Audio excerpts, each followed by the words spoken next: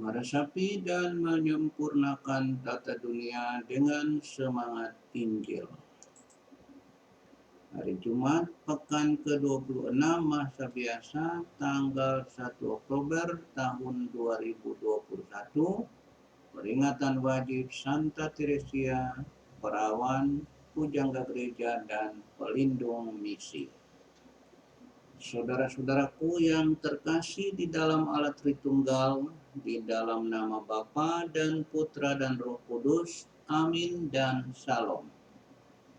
Selamat bergabung kembali dalam serinya, serial renungan harian bertema panggilan untuk meresapi dan menyempurnakan tata dunia dengan semangat Injil. Saudara, bulan Kitab Suci Nasional September tahun 2021 ini dengan tema Yesus Sahabat Seperjalanan Kita sudah kita lalui. Dan dengan demikian suatu periode waktu telah terlewati. Namun perjalanan kita bersama Yesus masih tetap harus kita jalani di dalam kurun waktu yang baru. Maka selamat datang ke dalam hari pertama bulan Oktober tahun 2021. Hari ini kita menyatukan diri dengan gereja sejagat untuk merayakan pesta Santa Teresia dari Kanak-kanak Yesus, perawan, pujangga gereja, dan pelindung misi. Serial renungan harian kita pada hari pertama bulan Rosario ini adalah episode yang ke-46. Dan firman Tuhan yang menjadi rujukan kita untuk renungan ini adalah Yesaya bab 66 ayat 10 sampai 14a, Mazmur bab 131 ayat 1, 2, dan 3, dan Injil Matius bab 18 ayat 1 sampai 5. Semua bacaan ini mengusung satu tema yang sama, mencapai yang terbesar dengan menjadi yang terkecil. Bagaimana hal itu menjadi mungkin? Mari kita lanjut renungan ini.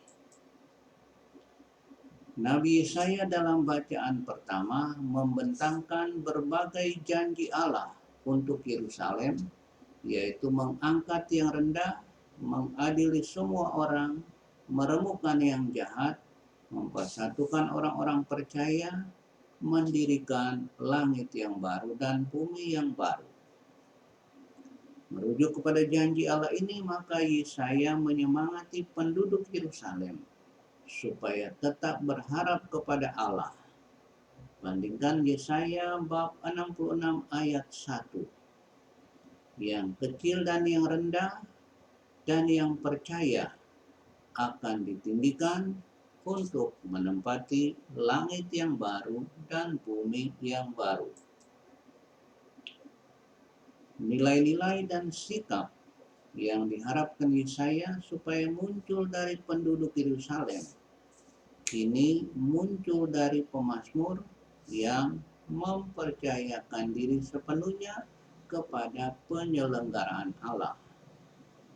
Pemazmur menempatkan dirinya di hadapan Allah seperti seorang anak yang disapi oleh ibunya.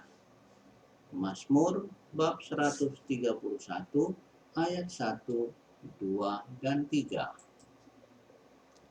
Di dalam Injil, Yesus mempertegas sikap dan nilai yang diharapkan supaya muncul dari penduduk Yerusalem dan selanjutnya dari semua pengikutnya, yaitu saudara dan saya, ketika para murid menanyakan tentang siapakah yang terbesar di dalam kerajaan surga. Matius bab 18 ayat 1. Yesus menghadirkan seorang anak kecil di tengah-tengah mereka dan menegaskan bahwa siapapun yang mau masuk ke dalam kerajaan Allah harus bertobat dan menjadi seperti anak kecil ini. Matius bab 8 ayat 2 sampai 5. Saudara, semangat hidup yang memperjuangkan kebesaran melalui langkah-langkah yang kecil dan sederhana juga dihidupi oleh orang kudus kita hari ini, Santa Teresia dari Kanak-kanak Yesus. Teresia digelari sebagai pujangga gereja dan pelindung misi. Namun kebesaran ini diperjuangkannya melalui cara-cara yang kecil dan sederhana, seperti pengakuannya berikut ini. Jalan kecilku adalah seperti masa kecilku secara rohani, masa yang kulalui dengan iman dan dengan penyerahan diri yang absolut. Menjadi besar melalui hal-hal yang kecil dan sederhana. Ini juga sesuai dengan firman Tuhan. Barang siapa setia dalam perkara-perkara kecil, ia setia juga dalam perkara-perkara besar. Lukas bab 16 ayat 10, Matius bab 25 ayat 21 dan 23.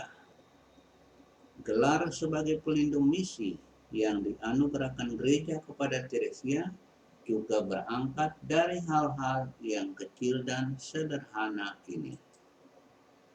Teresia tidak pernah menjadi misionaris dan tidak pernah pergi ke daerah-daerah misi. Namun, dirinya telah meresapi dan menyempurnakan tata dunia melalui doa-doanya untuk para misionaris dan karya-karya mereka di tanah-tanah misi di seluruh dunia. Doakanlah kami, ya Santa Teresia. My little way is the way of spiritual childhood, the way of trust and absolute self-surrender.